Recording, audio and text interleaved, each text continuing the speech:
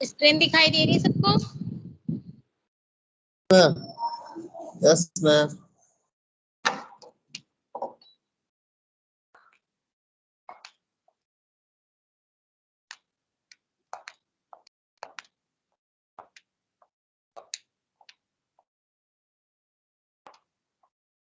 तो आज हम मेटाबॉलिक एसिडोसिस और एल्कलॉसिस के बारे में पढ़ेंगे। प्रीवियस क्लास में हमने रेस्पिरेटरी एसिडोसिस और एल्कलॉसिस के बारे में पढ़ा था। इस पीरियड में हम मेटाबॉलिक एसिडोसिस और एल्कलॉसिस के बारे में पढ़ेंगे, जिसमें हम पढ़ेंगे टर्म पढ़ेंगे और उसकी डेफिनेशन पढ़ेंगे। साथ साथ एसिड बेस बैलेंस भी पढ़ा जाएगा। साथ साथ इसमें नेक्स्ट हम एसिड बेस डिसऑर्डर पढ़ेंगे। उसके बाद मेटाबॉलिक एसिडोसिस के बारे में पढ़ेंगे, फिर मेटाबॉलिक एल्कलॉसिस मेजरमेंट के बारे में पढ़ेंगे। तो अब स्टार्ट होते हैं टर्म और डेफिनेशन से। तो मेटाबॉलिक एसिडोसिस और एल्कलॉसिस के लिए सबसे पहले हम कुछ टर्म की बात करेंगे और उनकी डेफिनेशन के बारे में पढ़ेंगे। तो जैसे कि इसमें दिखाई दे रहा है कि एसिड क्या है। Acid is a substance that can aid hydrogen ions। ठीक है, तो इसमें क्या है, हाइड्रोजन आयंस होते हैं, जिसमें क्या है जो स्ट्रॉन्ग एसिड का जो पीएच होगा वो 3, उसका जो पीएच 3 डिग्री 3, अगर पीएच 3 है, 3 से कम मतलब लेस देन 3 अगर होगा तो वो एसिड बहुत ही ज्यादा स्ट्रॉन्ग होगा। ठीक है, उसी तरह जो बेस है वो ऐसा सब्सटेंस है जिसमें ऑक्साइड आयंस इन्वॉल्व होते हैं, और जिसमें स्ट्रॉन्ग बेस होगा उसमें जो पीएच होना चाहिए वो ग्रेटर देन 9 का होना चाहिए। अब बात करते हैं पीएच। पीएच क्या है? पीएच एक टर्म है that we use to describe the level of acidity and basicity of aqueous solution। मतलब किसी भी एक्वस सोल्यूशन में, मतलब कोई भी एक्वस सोल्यूशन चाहे वो एसिडिक हो या बेसिक हो, उसको डिस्क्राइब करने के लिए, उसका लेवल को डिस्क्राइब करने के लिए हम जिस टर्म का यूज करते हैं उसे हम पीएच कहते हैं। ठीक है, अब हम बात करेंगे acid base balance. Acid base balance होता क्या है? तो maintenance of hydrogen ion concentration in ECF मतलब extra cellular fluid with in the normal range. ठीक है, उसको हम एसिड बेस बैलेंस कहते हैं। मतलब किसी भी extra cellular fluid normal range में उसके कंसंट्रेशन, हाइड्रोजन आयंस के कंसंट्रेशन को एक्स्ट्रा सेलुलर जो फ्लूइड है उसमें उसको नॉर्मल उसको मेंटेन करने को ही हम एसिड बेस बैलेंस कहेंगे।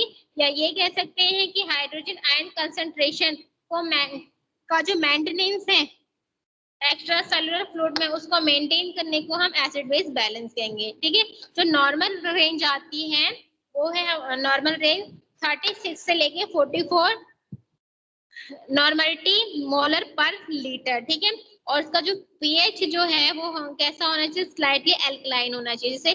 जैसे हमारा जो ब्लड है, ब्लड की बात करें, जो हमारा ब्लड है उसका जो नॉर्मल पीएच है वो कितना होना चाहिए? 7.35 से लेकर 7.45 के बीच का होना चाहिए। ठीक है, how to body maintain hydrogen ion concentration.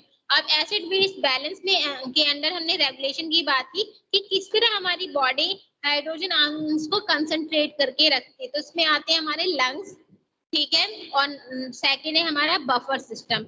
Buffer system वो सिस्टम होता है जिसमें पीएच लेवल चेंज नहीं हो पाता, कांस्टेंट रहता, उसे ही हम बफर कहते हैं। ठीक है, और उसको हमने हेंडरसन इक्वेशन के थ्रू शो किया है। नेक्स्ट है किडनी। कि किडनी जो है वो भी एसिड बेस रेगुलेशन में वर्क करते हैं। बाय कैसे?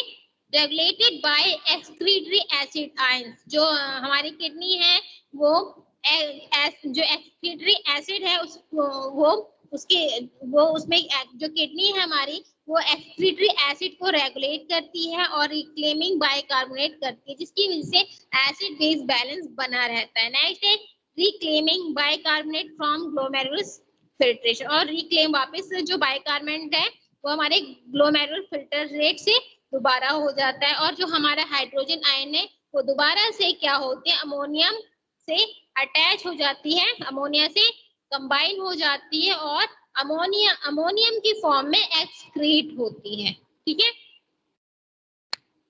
अब हम बात करेंगे एसिड बेस डिसऑर्डर, जिसको हम एसिडोसिस या एल्कलोसिस कहते हैं। तो एसिडोसिस क्या है? एसिडोसिस का मतलब है इंक्रीज इन एसिड्स, मतलब जो आयंस है, आयंस जो एसिड है उसमें हाइड्रोजन आयंस का बढ़ना, increase in acid hydrogen ion, जिसकी वजह से जो पीएच है वो डाउन चला जाए। मतलब एसिड में हाइड्रोजन आयंस का बढ़ना जिसकी वजह से पीएच कम होने लगता है, उसको हम एसिडोसिस कहते हैं। एल्कलोसिस का मतलब है हाइड्रोजन आयन का एसिड में कम हो जाना, जिससे पीएच बढ़ जाता है। ये कंसेप्ट समझ में आया सबको? बोलो।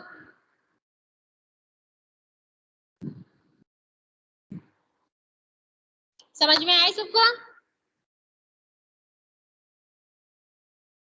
अब हम बात करेंगे मेटाबॉलिक एसिडोसिस की, कि मेटाबॉलिक एसिडोसिस, जैसा कि हमने एसिडोसिस के केस में पढ़ा था, इसमें जो एसिड में जो हाइड्रोजन आयन है वो बढ़ जाता है, जिसकी वजह से का लेवल कम हो जाता है, उसको हम एसिडोसिस कहते हैं। तो मेटाबॉलिक एसिडोसिस के बारे में हम पढ़ते हैं कि जो मेटाबॉलिक एसिडोसिस वो क्या है। Metabolic acidosis is a metabolic condition that occur when body produce too much acid. मतलब मेटाबॉलिक एसिडोसिस हमारी मेटाबॉलिक की वो कंडीशन है जिसमें हमारी जो बॉडी है बहुत ज्यादा एसिड को प्रोड्यूस करती है, या when the kidney are not removing enough acid, या हमारी किडनी प्रॉपर एसिड को हमारी बॉडी से बाहर नहीं निकालती। ठीक है, अगर किडनी हमारी एसिड हमारी बॉडी से अगर एसिड को प्रॉपर निकाल दे तो क्या है, एसिड होगा नहीं। लेकिन अगर किडनी वर्क नहीं करेगी तो हमारी बॉडी में एसिड बहुत ज्यादा प्रोड्यूस होने लगेगा। ठीक है, जिसकी वजह से एसिडोसिस हो सकती है। तो एसिडोसिस, मेटाबॉलिक एसिडोसिस एक मेटाबॉलिक कंडीशन होती है जिसमें हमारी बॉडी बहुत ज्यादा एसिड प्रोड्यूस करती है और हमारी किडनी उन एसिड को हमारी बॉडी से बाहर नहीं निकालती है, because of decrease in bicarbonate level. इसका मतलब क्यों? क्योंकि उस वक्त क्योंकि हमारी जो बॉडी, क्योंकि इसमें बाइकार्बोनेट का जो लेवल होता है वो बहुत ही कम हो गया होता है, इसलिए हमारी बॉडी में एसिड बढ़ जाता है। अब नेक्स्ट है मेटाबॉलिक एसिडोसिस। अब एनायन गैप के is the difference between plasma cations and anions में क्या है, इसमें प्लाज्मा में प्रेजेंट कैटायन और एनायन में डिफरेंस आ जाता है, और help in diagnosis of metabolic acidosis, और ये मेटाबॉलिक एसिडोसिस में हेल्प करने लगती है। Cause of metabolic acidosis with increase AG. ठीक है, तो हमारा जो इसमें मेटाबॉलिक जो एसिडोसिस है वो किसके थ्रू हो जाता है, एनायन गैप की इंक्रीज की वजह से हमारी मेटाबॉलिक एसिडोसिस होने लगती है। तो जो मेन कॉज है एसिडोसिस का, मेटाबॉलिक एसिडोसिस का, वो एनायन गैप की वजह से होता है। तो जैसा कि इसमें दिखाई दे रहा है, लैक्टिक एसिड में athlete, lots of exercise, muscles, lactic acid buildup, might should rest. ठीक है, जिसमें क्या है, यूरिनल फेलियर होने लगता है या ड्रग या टॉक्सिन की वजह से प्रॉब्लम होने। अब आते हैं कीटोन्स, कौन कौन से ketone, IDDM, fatty acid breakdown, मतलब ये क्या है, या कह लो कि लैक्टिक एसिड की वजह से मसल्स में लैक्टिक एसिड बिल्डअप होने लगता है। ठीक है, ये प्रॉब्लम कीटोन्स की वजह से ही, ज्यादा अल्कोहल की वजह से ADDM होने लगता है, फैटी एसिड ब्रेकडाउन होने लगती है, और कीटोन बॉडी में फॉर्म होने लगती हैं।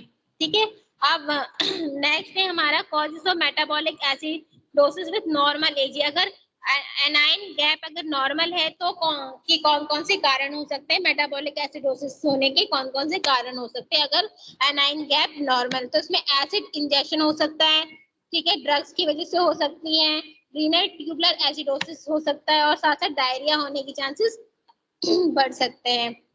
नेक्स्ट है हमारा body start compensate to meta acidosis through hyperventilation के थ्रू, वो क्या कंपनसेट करने लगता है। सेकेंडरी कंपनसेशन में हमारे जो किडनी है वो क्या करने लगेगा, begin to correct the ratio, वो रेशियो को करेक्ट करने लगता है बाय द रिक्लेमिंग बाइकार्बोनेट के थ्रू, उसको करेक्ट करने लगता है। ठीक है, दोबारा ले आता है।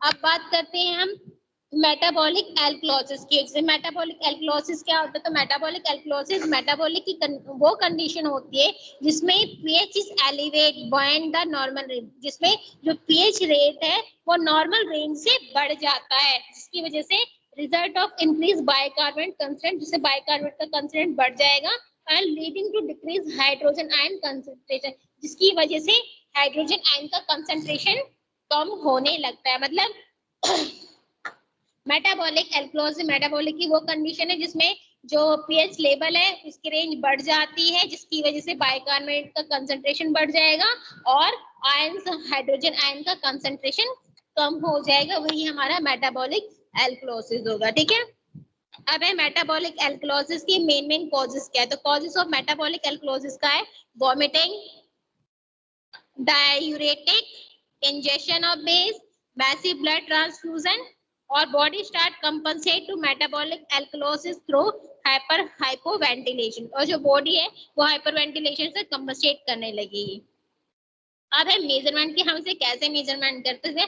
Calculation of bicarbonate concentrate is based on Henderson equation, जो हम बाइकार्बोनेट कंसंट्रेशन का जो कैलकुलेशन करते हैं वो हेंडरसन इक्वेशन पे बेस होता है, जिसमें पीएच और कार्बन डाइऑक्साइड इनिशियल इंक्रीज को देखा जाता है। ठीक है, blood gas analyser use electrode, जिसमें ब्लड गैस एनालाइजर में इलेक्ट्रोड्स का हम यूज करते हैं।